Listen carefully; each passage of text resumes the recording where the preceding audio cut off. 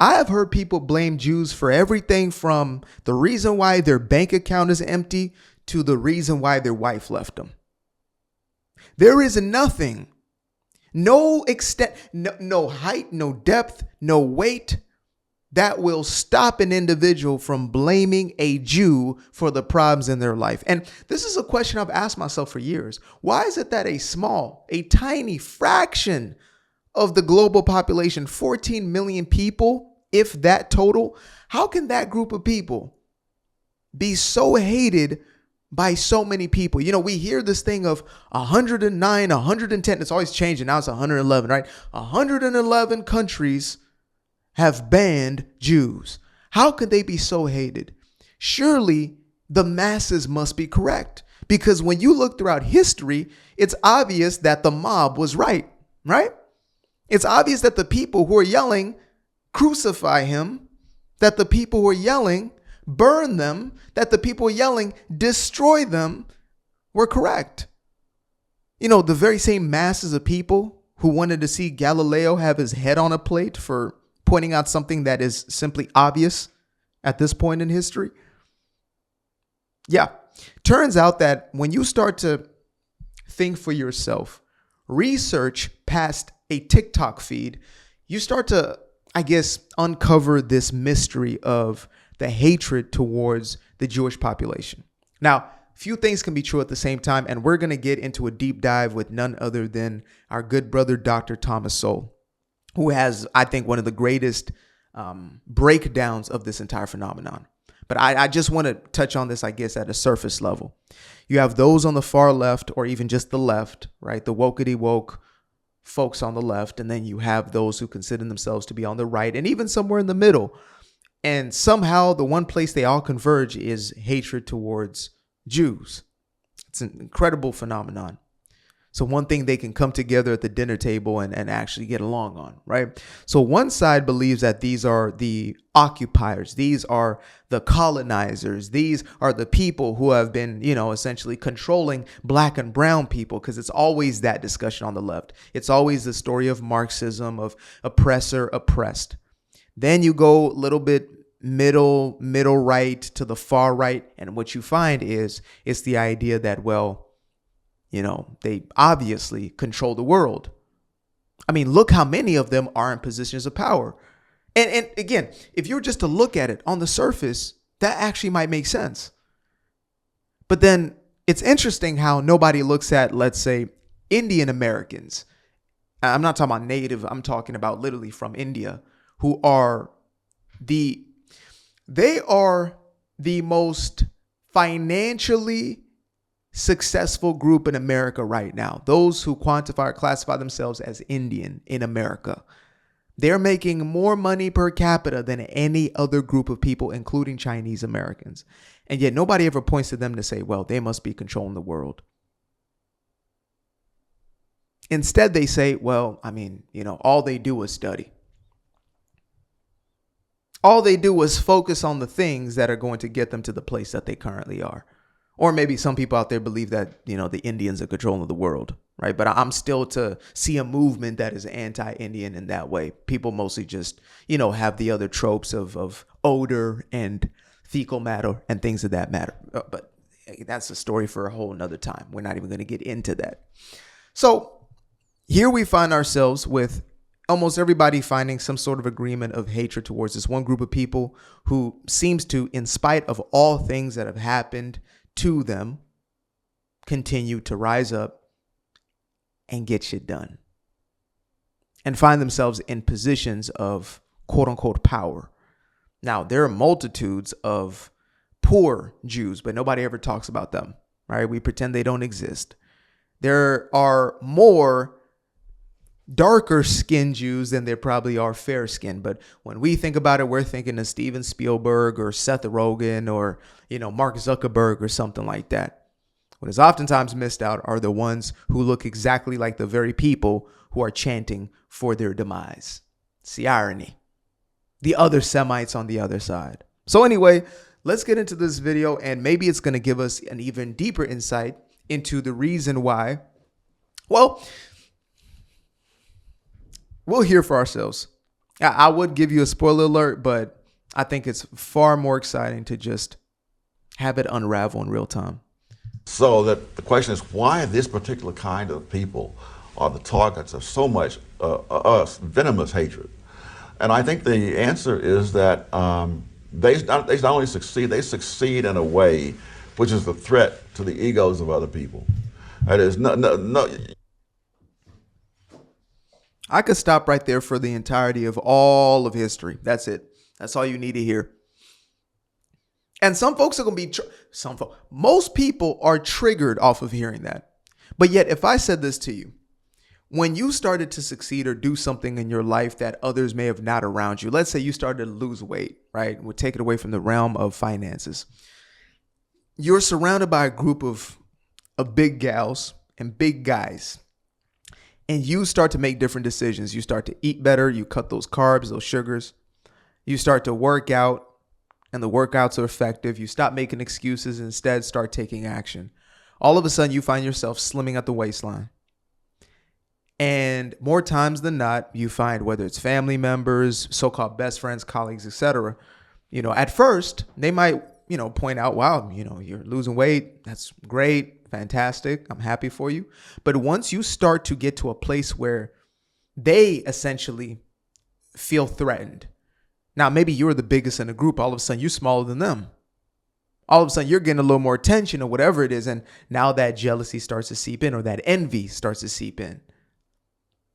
And so they view you from the lens of, well, this person triggers me. They make me uncomfortable. And much of this goes on unnoticed. Much of this is happening in the subconscious, right? A lot of envy takes place in the subconscious, and we oftentimes write it off. I'm not envious. I'm not jealous. I don't care.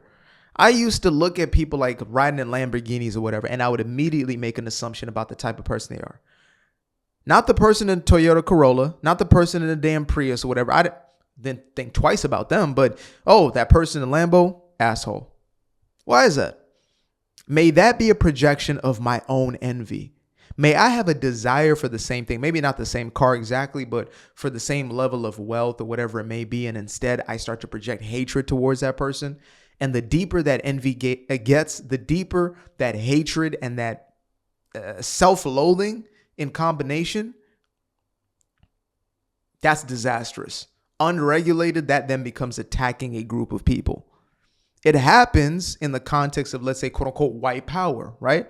Black folks have been told that the reason why you are where you are is because of the white supremacist system. You can never uplift yourself because of the white man, the white man, the white man. They look to the white man and think the white man is God, basically, and the devil at the same time. And that turns into hatred pointed towards this group of people. It happens to Africans who succeed in America. In spite of what their history may be, there are other black folk who may look at them and say, well, those people right there, they're trash. They're this, they're that, they're that, they're that. They don't deserve it. They never worked for it. They never went through what I went through. Whole bunch of excuses. But when it's all said and done, it's because there's envy. How could you have it and I don't have it? If we could just face our own envy, I promise you 99% of the problems will be fixed overnight. If we could stop coveting what the next man has, stop coveting, one of those all important 10 laws. If we stop looking at your neighbor's wife, your neighbor's husband, if you stop looking at the car that your neighbor got, maybe just maybe you find yourself content. And maybe just maybe you actually get after it for yourself. You can envy a Rockefeller, but he's no threat to your ego because you say, listen, anybody can be rich if he's born a Rockefeller. But the guy who comes here, let's say from Vietnam or Korea, and arrives here with little more than the clothes on his back and a few words of broken English, and a decade later he has his own little business, and you see his son a few years after that getting ready to go off to Harvard or MIT, you got to ask yourself, you either got to, you've got to hate yourself for saying, my God, I've been stagnating. This guy was nothing, and now he's risen up. Or you're going to have to hate him. And most people, when they have a choice between hating others and hating themselves, they hate others. If history has shown us... Yowza.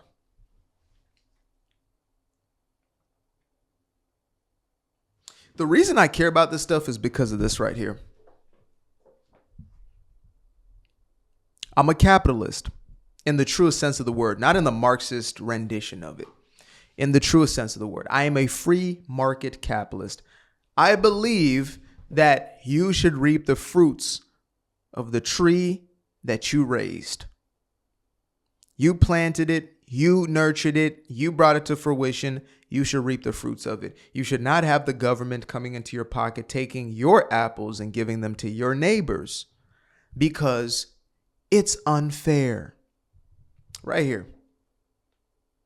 Some good old Milton Friedman. The reason why I care about this is because I'm sick and tired of the victim mentality in everybody, every group of people, because I was first sick and tired of it within myself. Making excuses as opposed to taking action. You know, anybody who's been watching me for any length of time, you know that I do my best to produce. I do my best to show up multiple times a day. I do my best to continue to use my gift at the fullest extent as I possibly can. And in return for that, I am rewarded.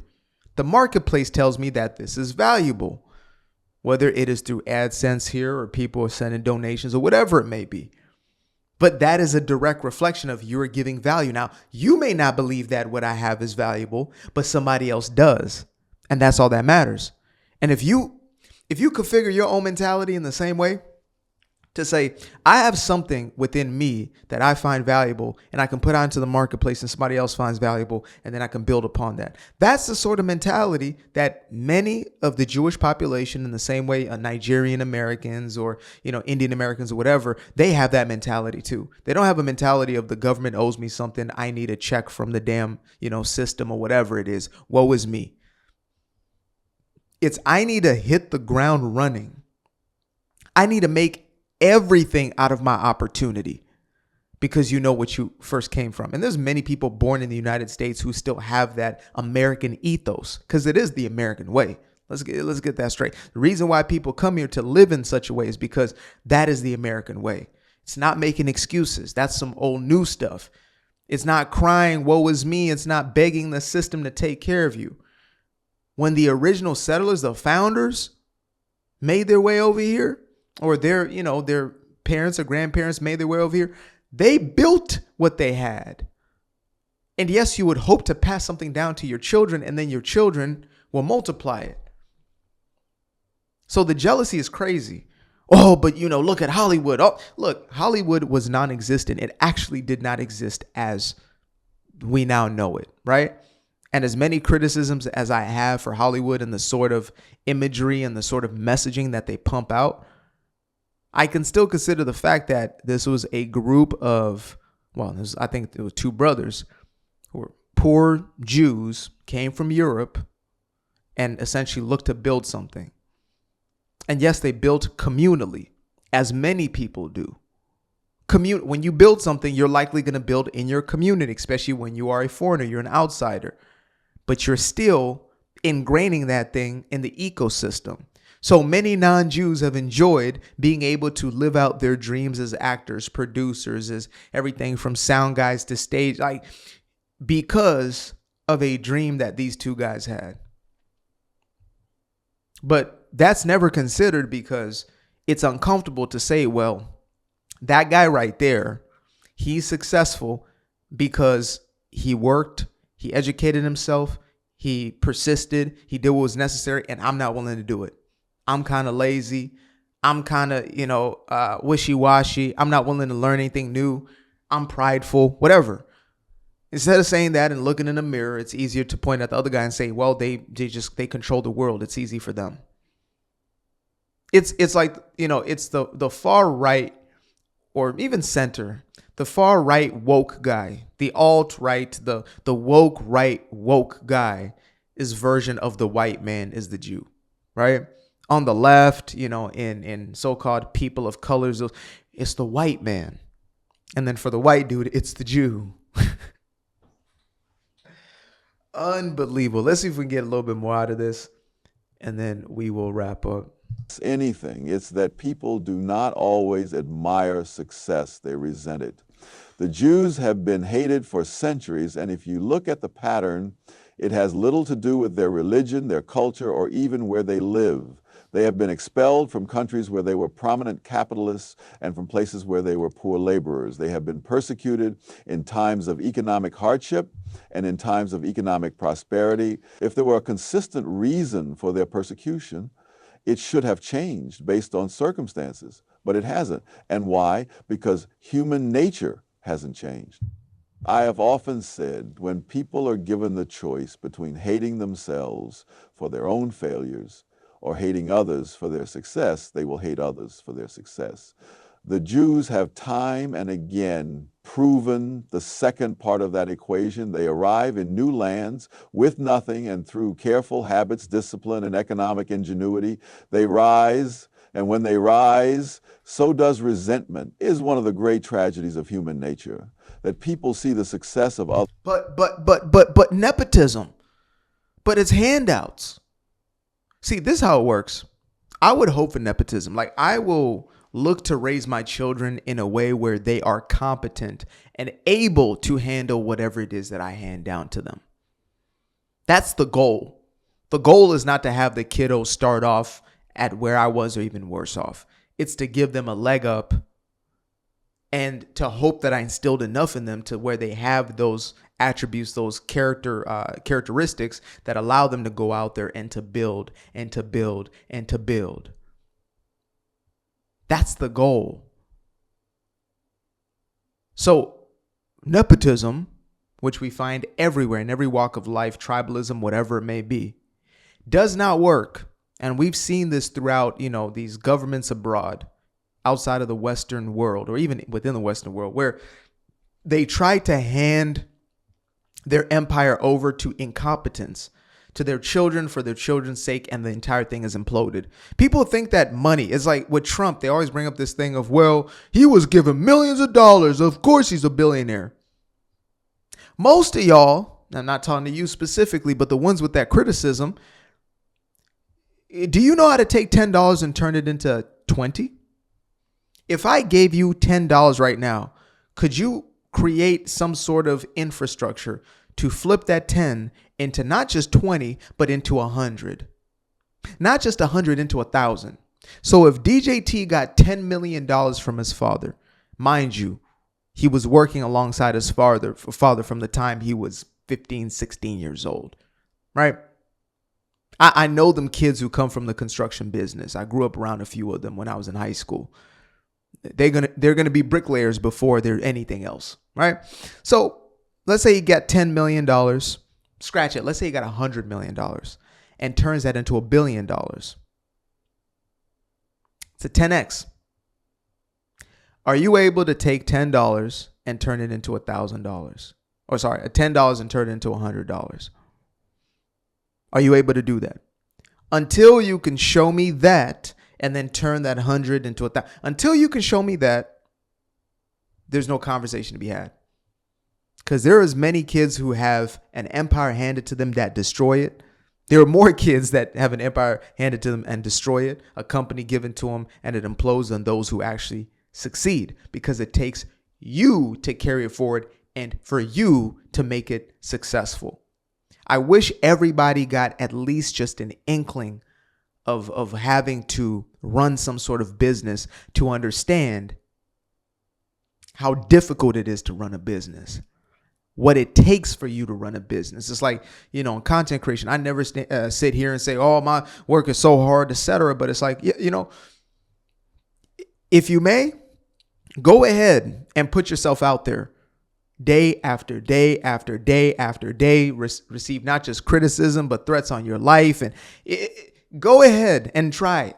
And also, oh, by the way, I might not get paid for the next, day, 2, 3, 4, week, month, yet I'm still working. I may not actually make money, till I'm monetized. Might take a year, might take 2. How many people will continue to do something even though money's not coming through the door, even though they're losing money investing, but nothing's coming out the other end? How many people are willing to work on 5,000 prototypes of a vacuum cleaner before they get to that Dyson? So once a person succeeds, the easiest thing to do is envy, as opposed to look, admire, take notes, instead of getting bitter, getting better. That's where the hate truly comes from. That's it. Simple as that. As Brother Thomas Sowell said. Happy belated birthday, by the way, again. He says, if you want people to stop hating you, fail. Appreciate you guys for tuning in. Now, if you'd like to stay around, make sure to click that little subscribe button down there, or you can show some love by going to the description below and clicking on the button titled Buy Me a Coffee. Leave a little something there, or click on the Cash App. Leave a little something here. Till the next time, peace. I fell in love with the sunshine. I fell in love with the light. I fell in love with the full moon. I fell in love with the night. I can see the light again. I can see the light. You can see the life in him illuminate the night. I know the time is taking. A 365, that's a full rotation. I see you looking up, you know them constellations. Constantly gazing like house of praises, you get to praising.